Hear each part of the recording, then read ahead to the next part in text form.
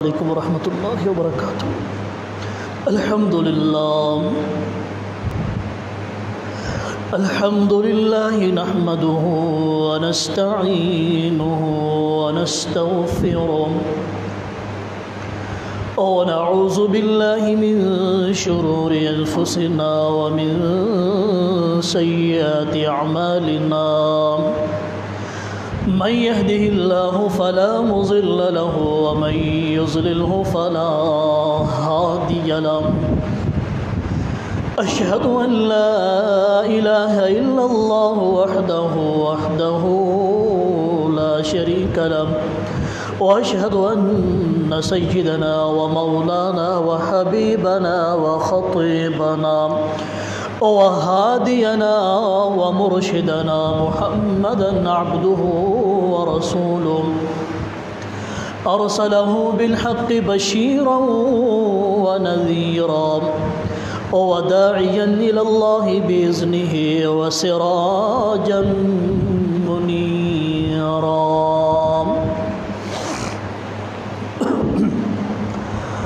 أما بعد فإن أحسن الكلام كلام الله، وأحسن الهدي هدي محمد صلى الله عليه وسلم، وشر الأمور محدثاتها وكل محدثة بدعة وكل بدعة ضلالة وكل ضلالة في النار.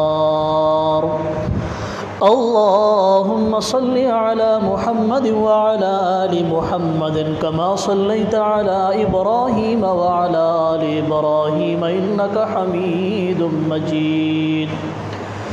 اللهم بارك على محمد وعلى آل محمد كما باركت على إبراهيم وعلى آل إبراهيم إنك حميد مجيد. رب اشرح لي صدري ويسر لي أمري واحلل عقدة من لساني يفقه قولي.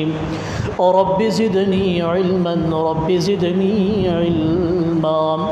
أما بعد فأعوذ بالله السميع العليم من الشيطان الرجيم من همزه ونفخه ونفسه. بسم الله الرحمن الرحيم. وإذ ابتلى إبراهيم ربه بكلمات فأتمهن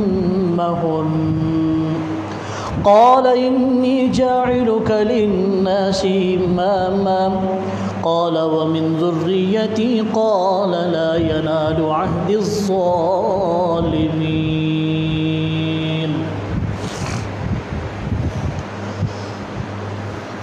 تمام قسم کے حمد و ثنا، تعریفات، تسبیحات، کبریائی اور بڑائی اللہ احکم الحاکمین ذوالجلال والاکرام کی ذات کے لیے ہیں، جو اس پوری کائنات کا خالق، مالک، رازق اور داتا ہے۔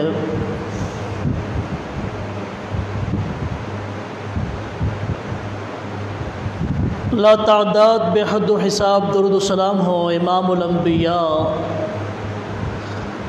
جناب محمد الرسول اللہ صلی اللہ علیہ وعلی آلہ واصحابہ وذریتہ وبارک وسلم تسلیما کثیرا کثیرا کی ذات اقدس طاہر مطہر پر۔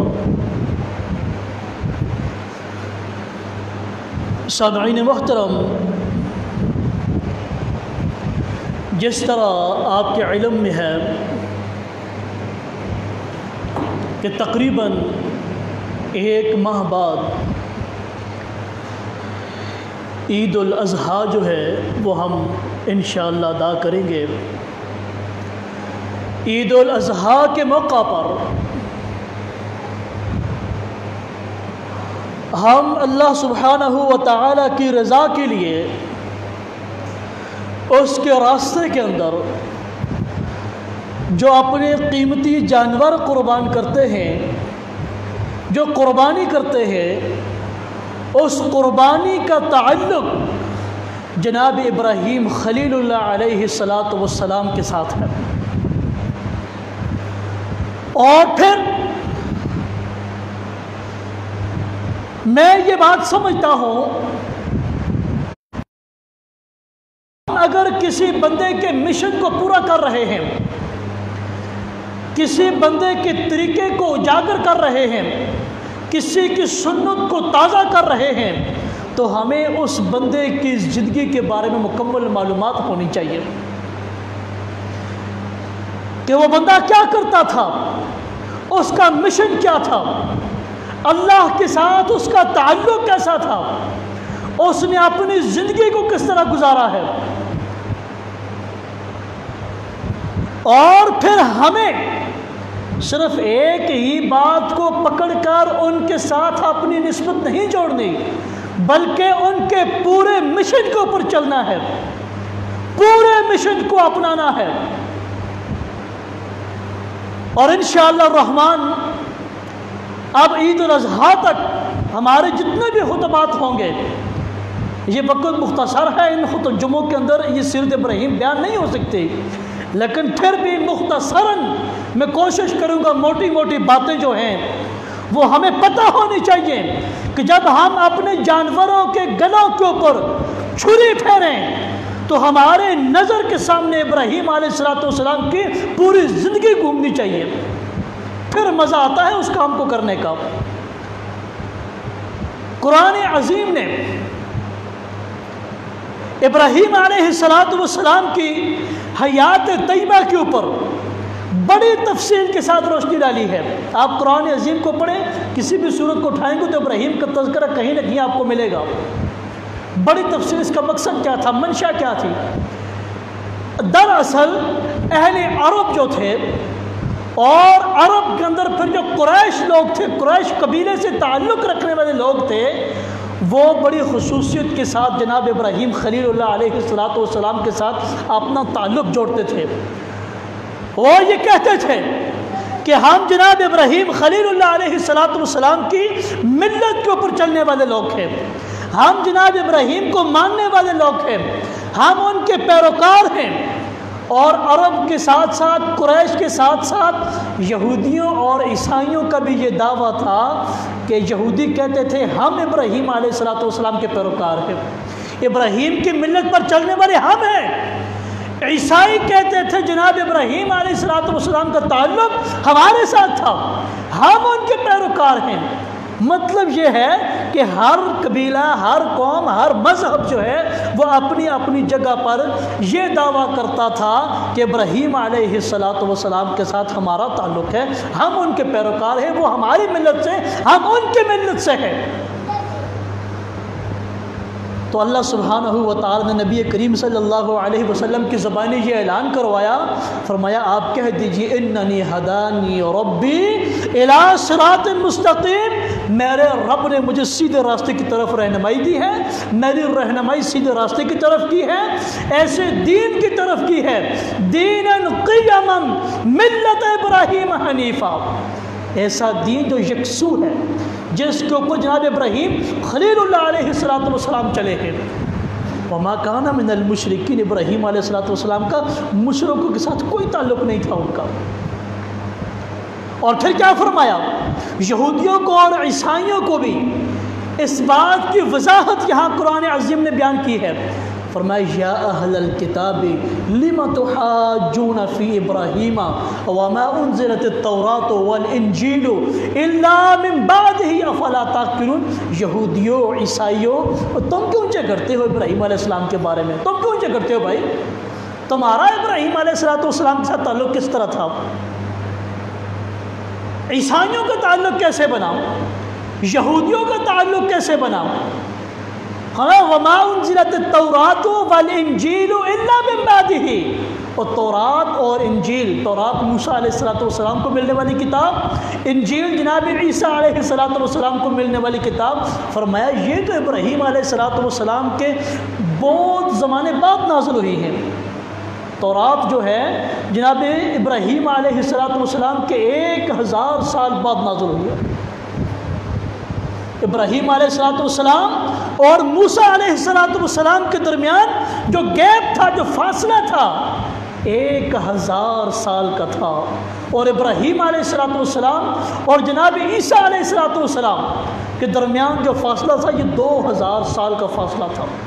بعض تاریخی روایات کے اندر 2100 سال کا فاصلہ بھی لکھا گیا ہے۔ فرمایا تمہارے درمیان اتنا فاصلہ تھا، تم کیسے یہ دعویٰ کرتے ہو؟ عیسائی کیسے یہ دعویٰ کرتے ہیں؟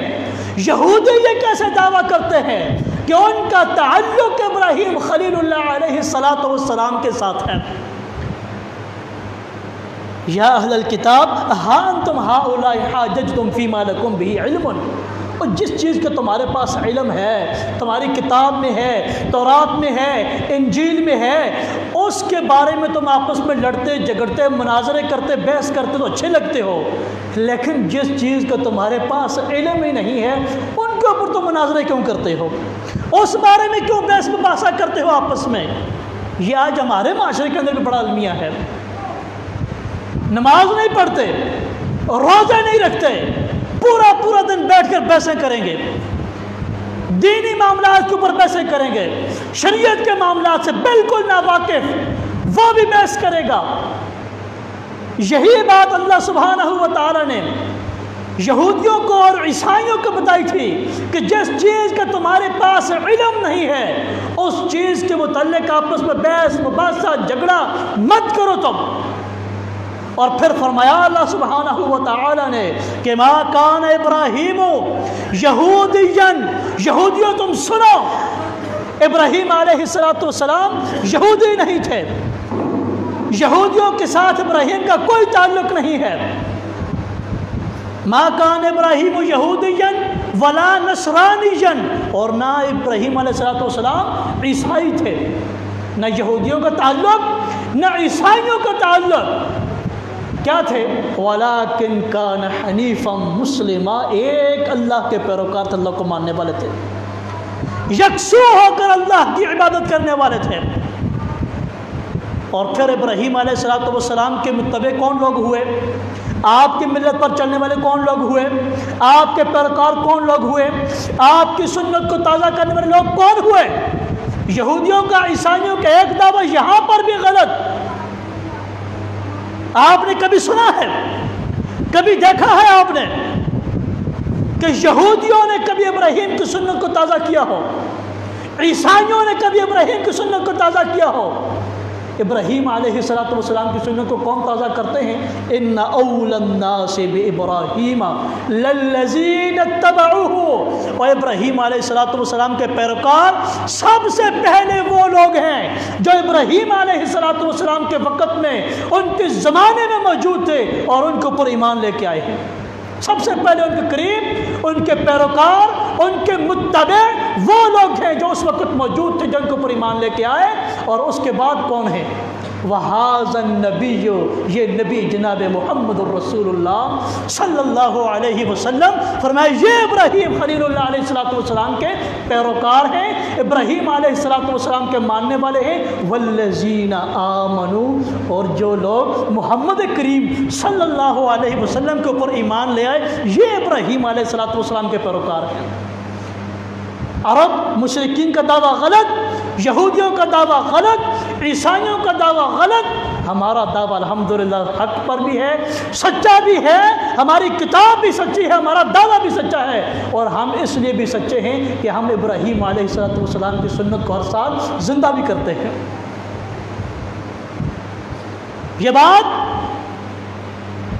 سمجھنے کی ہے، یہ میں آپ کو شروع سے بات سمجھانا چاہتا ہوں۔ اور اللہ سبحانہ و تعالی نے پھر کیا فرمایا؟ قد کانت لکم اسوۃ حسنۃ فی ابراہیم، اے محمد کریم صلی اللہ علیہ وسلم، آپ کے صحابہ اور آپ کی امت، آپ کے لیے جناب ابراہیم خلیل اللہ علیہ السلام کی زندگی جو ہے وہ نمونہ ہے، اسوہ حسنہ ہے۔ کیسے؟ اذ قالوا لقومہم انا براء منکم، یہ جملہ ہے آج کا میرے خطبے کا خلاصہ۔ ابراہیم علیہ السلام نے اپنی قوم سے کیا کہا؟ ابراہیم علیہ السلام کے اوپر جو لوگ ایمان لائے تھے انہوں نے اپنی قوم کے رشتہ داروں کو، برادری کے لوگوں کو کیا کہا؟ انا براء منکم، ہم تم سے بری ہیں، ہمارا تمہارے ساتھ کوئی تعلق نہیں ہے۔ وَمِمَّا تَعْبُدُونَ مِن دُونِ اللَّهِ، اور ہم ان چیزوں سے بھی بری ہیں جن کو تم اللہ کے علاوہ شریک ٹھہراتے ہو، جن کی تم اللہ کے علاوہ عبادت کرتے ہو، جن کو تم خدا کے علاوہ سجدے کرتے ہو، جن کے نام کی نظر و نیاز کرتے ہو، جن کے ناموں کے چڑھاوے چڑھاتے ہو۔ مما تعبدون من دون اللہ، ہم ہر اس چیز کا انکار کرتے ہیں جو تم اللہ کے ساتھ شریک ٹھہراتے ہو، اللہ کے ذات کے علاوہ۔ کفرنا بکم، ہم تمہاری ہر بات کا انکار کرتے ہیں۔ عداوت بیننا، ہمارے اور تمہارے درمیان عداوت ہے، دشمنی ہے، بغض ہے ہمارے اور تمہارے درمیان۔ کب تک؟ حتی تؤمنوا باللہ وحدہ، جب تک تم ایک اللہ کی وحدانیت کا اعلان نہیں کر لیتے۔ یہ میں آپ کو آج بات سمجھانا چاہتا ہوں۔ ابراہیم علیہ السلام کی سنت کو تازہ کرتے وقت اللہ کے راستے میں اپنے قیمتی جانوروں کی قربانی کرنے سے پہلے مہنگے داموں جانور خرید کے ان کے گلے پہ چھری چلانے سے پہلے یہ جملہ ہمارے سامنے ہونا چاہیے، یہ عقیدہ ہمارا ہونا چاہیے۔ یہ نہیں ہو سکتا کہ ہماری قوم کے مشرک، ہماری برادری کے مشرک،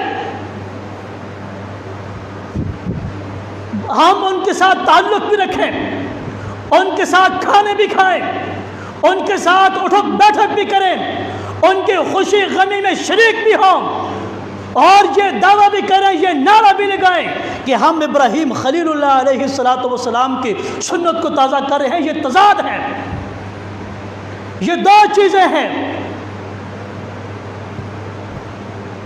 ابراہیم علیہ السلام کے ساتھ محبت کا دعویٰ کرنے والے کے لیے یہ ضروری ہے کہ ہر اس چیز سے منہ پھیر لے، ہر اس چیز کو پس پش ڈال دے، ہر اس شخص سے ناتا رشتہ توڑ دے، وہ کتنا ہی قریبی کیوں نہ ہو۔ باپ سے قریبی کوئی ہو سکتا ہے؟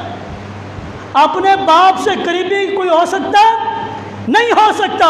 تو پھر اس بات کو یاد رکھیے، ہم نے جس منہج کو اپنایا ہے، اس منہج کے اندر، اس نظریے کے اندر اگر باپ بھی رکاوٹ بنے تو انشاءاللہ ہم اپنے باپ کو بھی چھوڑنے کے لیے تیار ہیں۔ انشاءاللہ ہماری ماں رکاوٹ بنے، جس کے قدموں کے نیچے رب کائنات نے ہماری جنت کو رکھا ہے، اللہ کی قسم اگر ہمارے ایمان، ہمارے عقیدے کے درمیان ہماری ماں آ گئی، ہم اپنی ماں کو چھوڑنے کے لیے تیار ہیں انشاءاللہ۔ انشاءاللہ یہ ہمارے رب نے ہمیں حکم دیا ہے، یہ ابراہیم کی سیرت ہمیں سکھاتی ہے۔ ابراہیم علیہ السلام کیا کہہ رہے ہیں؟ کفرنا بکم وبدا بیننا وبینکم العداوۃ والبغضاء حتی تؤمنوا باللہ، میری قوم کے لوگوں اس وقت تک ہماری آپس میں دشمنی ہے، عداوت ہے، جب تک تم ایک اللہ کو الہ نہیں مان لیتے، ایک اللہ کے سامنے سجدہ نہیں کرتے، اس وقت تک۔ اور ابراہیم علیہ السلام کو اللہ سبحانہ و تعالیٰ نے جو دین دے کر بھیجا، پھر کیا ہوا؟ جب انہوں نے دین کی دعوت دی، میدان عمل میں نکلے، پھر کیا ہوا؟ صرف یہ نہیں کہ قوم نے مخالفت کی، قوم نے مانا نہیں ہے، بلکہ قوم جنگ و جدال پر اتر آئی۔ یہ بڑی تفصیلی بات ہے، انشاءاللہ اگلے جمعے میں یہ بات آئے گی۔ تو پھر دیکھیں نبی کریم جتنے بھی انبیاء آئے ہیں، جب انہوں نے اپنے مشن کا اعلان کیا ہے، ان کے ساتھ کیا سلوک کیا گیا ہے، ان کے ساتھ کیا سلوک ہوا ہے؟ یہ قرآن کریم میرے پاس بھرا پڑا ہے ان چیزوں سے، ان واقعات سے، احادیث مصطفیٰ بھری پڑی ہیں، تاریخ بھری پڑی ہے کہ جن لوگوں نے کہا لا الہ الا اللہ محمد الرسول اللہ، یا موسیٰ کلیم اللہ، یا ابراہیم خلیل اللہ، یا آدم صفی اللہ، جو بھی کلمہ کا اقرار کیا، پھر ان کے ساتھ جو ہوا وہ پوری دنیا نے دیکھا۔ پھر تو ابراہیم خلیل اللہ علیہ السلام کی سیرت کے حوالے سے جو آپ کے سامنے میں نے چند باتیں رکھی ہیں، یہ بڑی اہم باتیں ہیں عقیدے کے لحاظ سے، اور پھر میں یہ کہوں گا کہ جب ہم قربانی کرنے کے لیے اپنے جانوروں کو زمین پر لٹائیں گے، اس سے پہلے میرے دوستوں، میرے بھائیوں، میرے بزرگوں، میں یہ عقیدتاً محبتاً آپ سے بات کر رہا ہوں، میں اس لیے کر رہا ہوں تاکہ آپ کے پیسے ضائع نہ ہوں۔ اگر آپ کا عقیدہ درست نہیں،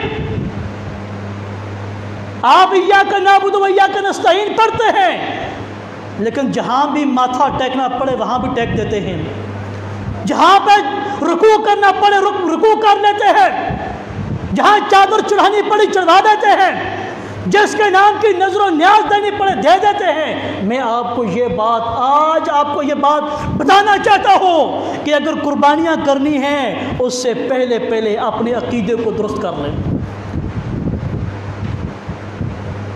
عقیدہ وہ اپنائیے جو ابراہیم خلیل اللہ علیہ السلام نے اپنایا تھا۔ یہ تفصیلی بات انشاءاللہ آگے 4-5 میں چلتی رہے گی۔ اب میں دوسری طرف آؤں گا ابراہیم علیہ السلام کا، کیونکہ یہ پہلا جمعہ ہے۔ میں نے کوشش کی ہے کہ شاید اصل میں ہمارے جو خطباء ہیں وہ اکثر و بیشتر جب سیرت ابراہیم کے اوپر بات کرتے ہیں وہ 3-4 جو موٹے باتیں ہیں، واقع ہیں، ان کے اوپر فوکس کرتے ہیں، وہ ایک آدھی جمعے کے اندر وہ ختم ہو جاتی ہے۔ لیکن یہ کم سے کم 8-9-10 جمعے جو ہیں اس میں بھی موٹی باتیں ہو سکتی، پوری تفصیل نہیں ہو سکتی۔ ابراہیم علیہ السلام بابل شہر، یہ عراق کا، ماشاءاللہ آپ پڑھے لکھے لوگ ہیں، پڑھے لکھے لوگوں سے بات کرتے ہوئے بڑا جو ہے وہ سکون آتا ہے، لوگ بات کو سمجھتے ہیں۔ جب بات کو سمجھنے والا کوئی نہ ہو تو بات کرنے کا بھی مزہ نہیں آتا، اور لوگوں کا کوئی زیادہ ہونا یہ کوئی معیار نہیں ہے۔ میں اس بات سے بالکل اتفاق نہیں کرتا۔ ہمارے اب اکثر خطیب یہ کہتے ہیں نہیں جی بندے تھوڑے جی، میں نہیں جہاں پر پڑھا سکتا اور مجھے مزہ نہیں آتا اس طرح۔ نہیں، ہم نے یہاں پہ مزے نہیں لینے، ہم نے دین کا کام کرنا ہے انشاءاللہ۔ بندے تھوڑے ہوں، 2 ہوں، 4 ہوں، 1 ہوں، نبی کریم صلی اللہ علیہ وسلم بکر صدیق اکیلے کو لے کر دین کی تبلیغ کے لیے نکلیں۔ یہ ضروری نہیں ہے کہ کراؤڈ بہت زیادہ ہو، یہ کراؤڈ ان لوگوں کے لیے ضروری ہے جنہوں نے نعرے بھی لگوانے ہوتے ہیں، جن کو نعروں کا بھی شوق ہوتا ہے، باقی ساری چیزوں کے معاملات کا۔ ہم نے اللہ کی رضا کے لیے انشاءاللہ کام کرنا ہے۔ مقصد اصل میں یہ ہے کہ جو بات میرے منہ سے نکلے وہ قرآن کے مطابق ہو، حدیث کے مطابق ہو، اور مجھے آپ کو سمجھ آ جائے، اور اللہ اس کے بعد مجھے اور آپ کو عمل کرنے کی توفیق عطا فرما دے، اور اس بات کو اللہ ہمارے لیے نجات کا ذریعہ بنا دے۔ یہ صرف 4 باتیں موٹی بس۔ ابراہیم علیہ السلام بابل شہر کے اندر، یہ عراق کا بہت بڑا، بہت پرانا، مشہور اور معروف شہر تھا، اور بصرہ اور کوفہ یہ 2 شہر اس سے ملے ہوئے، اور اس کے مشرق کی جانب دریائے دجلہ ہے اور مغربی جانب دریائے فرات ہے۔ یہاں ابراہیم خلیل اللہ علیہ السلام کی جو ہے پیدائش ہوئی۔ آپ اس شہر کے اندر پیدا ہوئے۔ اس شہر کو سب سے پہلے جب نوح علیہ السلام نے آباد کیا، سب سے پہلے یہاں نوح علیہ السلام آئے، اور نوح علیہ السلام کے بعد نوح علیہ السلام کا بیٹا تھا حام۔ نوح علیہ السلام کا ایک بیٹا تھا حام۔ حام کی جب آگے اولاد ہوئی، اس کی اولاد میں ایک بیٹا ہوا کنعان۔ اس کنعان نے پھر اس شہر کو بڑا آباد کیا، بڑی اس نے فتوحات حاصل کی، بڑی اس نے یہاں پر حکومت کی اس شہر کے اوپر، بابل شہر کے اوپر۔ پھر اس کے بعد کنعان کے آگے اس کا بیٹا ہوا نمرود۔ نمرود تو بڑا مشہور و معروف آپ صاحب جانتے ہیں۔ پھر نمرود نے 400 سال جو ہے وہ حکومت کی ہے۔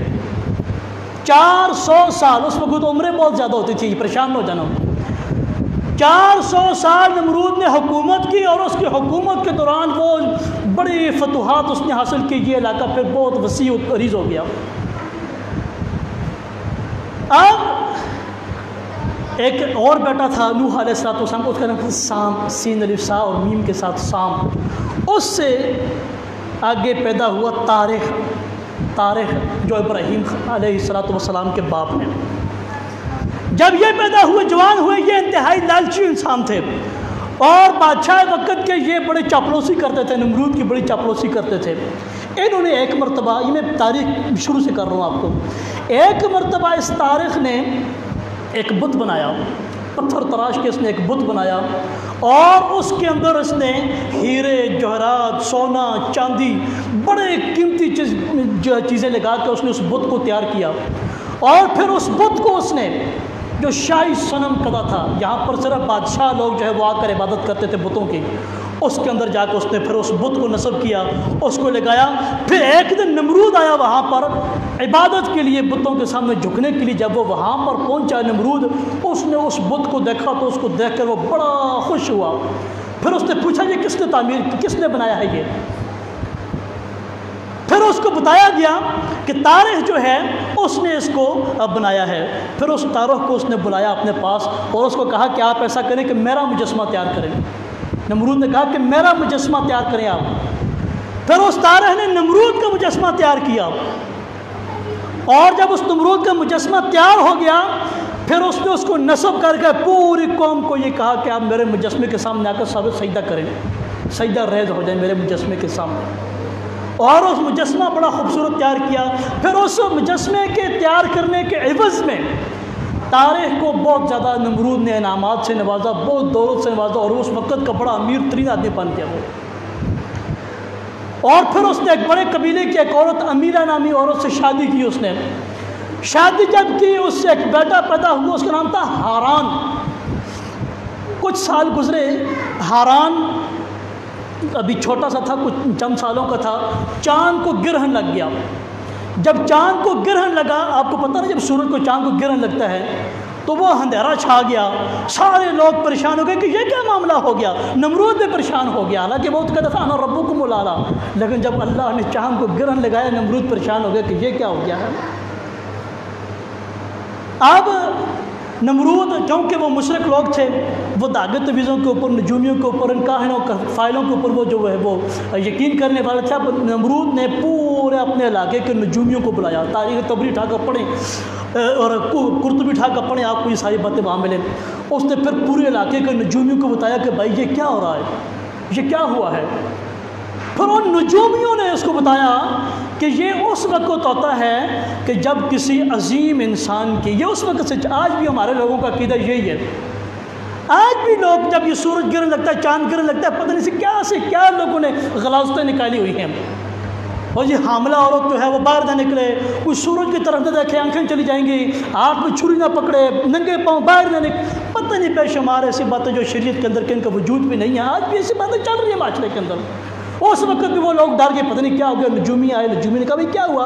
کہا بات یہ ہے، نمرود سے کہا کہ اس سال ایک ایسا بچہ پیدا ہونے والا ہے جو آپ کی سلطنت کو خطرے میں ڈال سکتا ہے، جو آپ کے تختے کو الٹ سکتا ہے۔ اب کیا ہوا؟ نمرود نے، وہ ڈر گیا، اس نے ڈر کے مارے اس نے کہا کہ جتنی بھی عورتیں اس وقت حاملہ ہیں، جن کے پیٹ میں بچہ ہے، ان سب عورتوں کے حمل کو ضائع کر دیا جائے، تمام عورتوں کے حمل کو ضائع کر دیا جائے، اور اگر کوئی بچہ اس وقت پیدا بھی ہوتا ہے، اس کو پیدا ہوتے ہی اس کو مار دیا جائے۔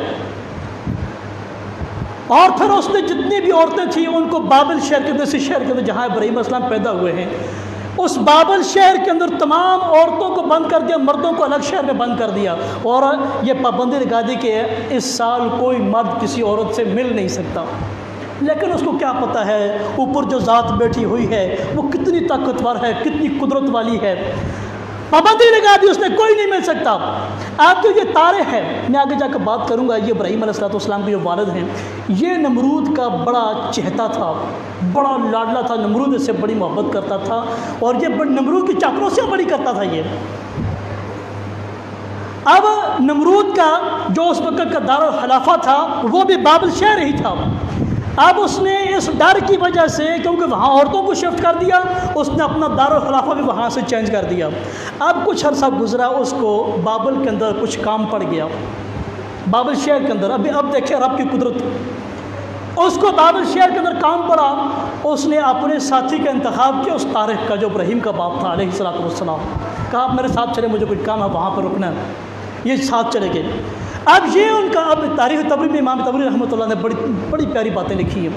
اور جب وہاں چلے گئے تو طارح نے کہا نمرود سے، کیونکہ نمرود ان کی بات کو ٹالتا نہیں تھا، کہا مجھے ذرا اپنی بیوی سے ملنے کی اجازت دے دیں آپ۔ نمرود نے کہا ٹھیک ہے آپ مل سکتے ہیں۔ اپنی بیوی کو بلائے، سائڈ پہ لے گئے، رات دن کا پچھلا پیر تھا، اپنی بیوی کو وہاں سے نکالا، ساتھ ایک لونڈیا عبدہ تھی، ان کی بیوی کا نام امیرہ تھا، ان کو لے کر یہ کوفہ اور بصرہ کے درمیان ایک پہاڑی علاقہ تھا، وہاں پہ چلے گئے۔ وہاں ایک بہت بڑا غار تھا، اس غار کے اندر وہاں پر ان کو جا کے چھوڑا، اس نے اپنی بیوی کو اور ایک لونڈیا کو کچھ ضروری سامان دے کر وہاں پہ اس نے چھوڑ دیا اس کو، اور اس دوران ان کا آپس میں ملاپ بھی ہو گیا، اور اس ملاپ کے نتیجے میں ابراہیم علیہ السلام کی والدہ جو ہے وہ حاملہ ہو گئی اور یہ واپس آ گئے۔ پھر اسی غار کے اندر وقت مقررہ پر ابراہیم خلیل اللہ علیہ السلام کی پیدائش ہوئی۔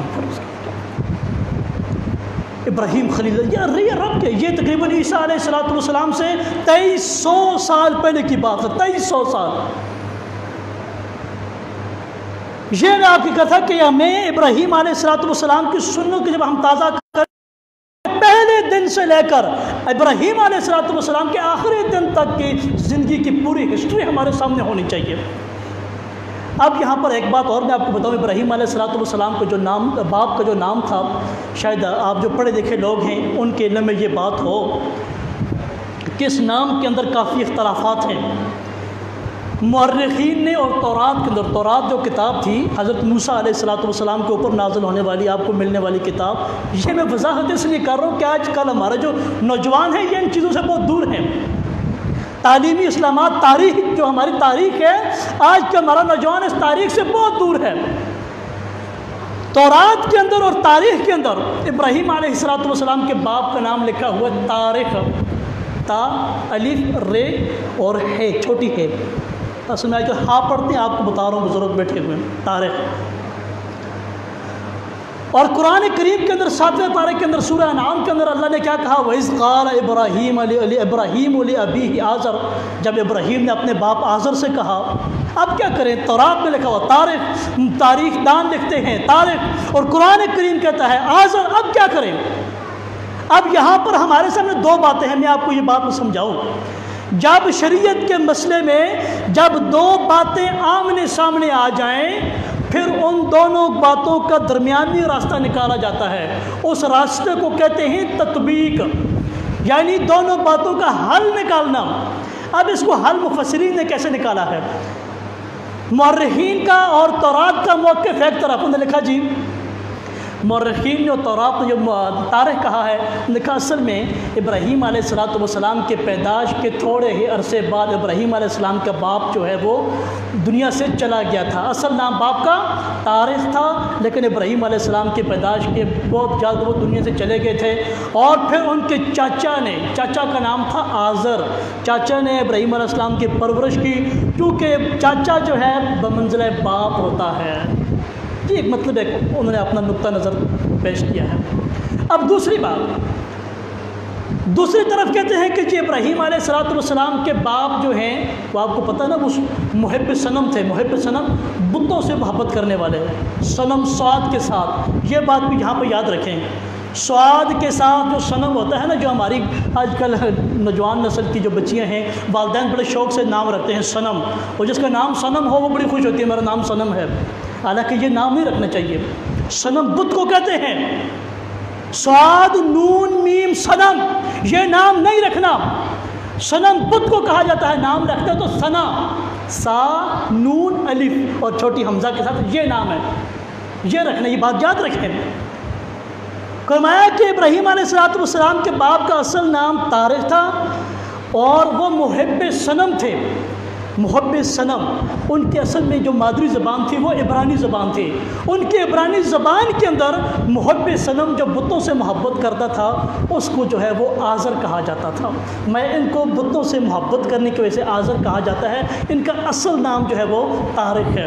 لیکن یہ بات میں نے آپ کو صرف علم کے لیے بتائی ہے، نالج کے لیے بتائی ہے آپ کو، تاکہ بات سمجھ آئے، لیکن ہمارے پاس ان تکلفات کی کوئی ضرورت نہیں ہے، ہمیں تاریخ میں پڑھنے کی کوئی ضرورت نہیں ہے، ہمیں تورات کے پیچھے جانے کی کوئی ضرورت نہیں ہے، ہمارے پاس دو ٹوک اور واضح موقف ہے۔ اللہ سبحانہ و تعالیٰ نے قرآن عظیم کے اندر 7ویں پارے میں سورہ انعام کے اندر یہ واضح طور پر کہہ دیا کہ وَإِذْ قَالَ إِبْرَاهِيمُ لِأَبِيهِ آزر، ابراہیم علیہ السلام نے جب اپنے باپ آزر سے کہا تو قیامت کی دیواروں تک میرے لیے، آپ کے لیے قرآن عظیم سے بڑی دلیل کوئی بھی نہیں ہے۔ اور صرف آخر میں یہ گزارش کروں گا کہ دو گزارشیں میں نے کرنی ہیں، ایک تو میں یہ گزارش کروں گا، وقت بھی تھوڑا ہے، آپ میرا اصل بھی دل کرتا ہے میں آپ کو یہ بتاؤں میں نے روایتی تقریر کبھی نہیں کی. روایتی تقریریں میرے پاس نہیں ہیں, رٹی رٹائی تقریریں میرے پاس نہیں ہیں. آج جمعہ ہے انشاءاللہ, کل ہفتے کے پہلے دن سے میں نے پورے ہفتہ بیٹھ کر تیاری کرنی ہے, کیونکہ آپ کا وقت میں نے ضائع نہیں کرنا. یہ انتہائی قیمتی وقت ہے, اور میں اس آپ کی آمد کو, آپ کے یہاں اس ٹائم کو دینے کو اپنے لیے بہت غنیمت سمجھتا ہوں. اور میں بڑی محنت کرتا ہوں, اللہ کی رحمت سے مشقت اٹھاتا ہوں. تو جی میرے ساتھی بیٹھے ہوئے ہیں, میری کتابیں نے اٹھائی ہیں یہاں سے, ان کو پتہ ہے, تو میں نے اس لیے رکھی ہوئی تاکہ میں ان کو پڑھوں اور آپ کو آپ کے سامنے وہ بیان کروں. تو کوشش کیا کریں میرے بھائی بزرگ دوست, آپ کے ساتھ بڑی محبت ہے انشاءاللہ اللہ کی رضا کے لیے, تو جلدی آیا کریں, جلدی آیا کریں تاکہ پوری بات کو آپ سنیں. اللہ پاک ہمیں عمل کرنے کی توفیق عطا فرمائے. اور دوسری بات یہ ہے, جو ساتھی پہلے آ جاتے ہیں یہ پہلی صف میں آ کر بیٹھا کریں. پہلی صف میں بیٹھیں گے, پتہ ہے نا ثواب کا پتہ ہے, پہلی صف میں جمعہ والے دن آ کر بیٹھنے کے ثواب کا پتہ ہے. اِنَّ لِلَّهِ وَإِنَّا إِلَيْهِ رَاجِعُونَ. پہلی صف میں آ کر بیٹھیں, اونٹ کی قربانی کرنے کا ثواب ملتا ہے. 1 سال کے بعد ہمیں اونٹ کا گوشت اگر ملے تو ہم بڑے خوش ہوتے ہیں. اونٹ کا گوشت ہر جمعے کو اونٹ کی قربانی کا ثواب حاصل کریں. اللہ سے دعا ہے کہ اللہ ہمیں عمل کرنے کی توفیق عطا فرمائے. وَأَقُولُ قَوْلِي هَذَا وَأَسْتَغْفِرُ اللَّهَ لِي وَلَكُمْ وَلِسَائِرِ الْمُسْلِمِينَ.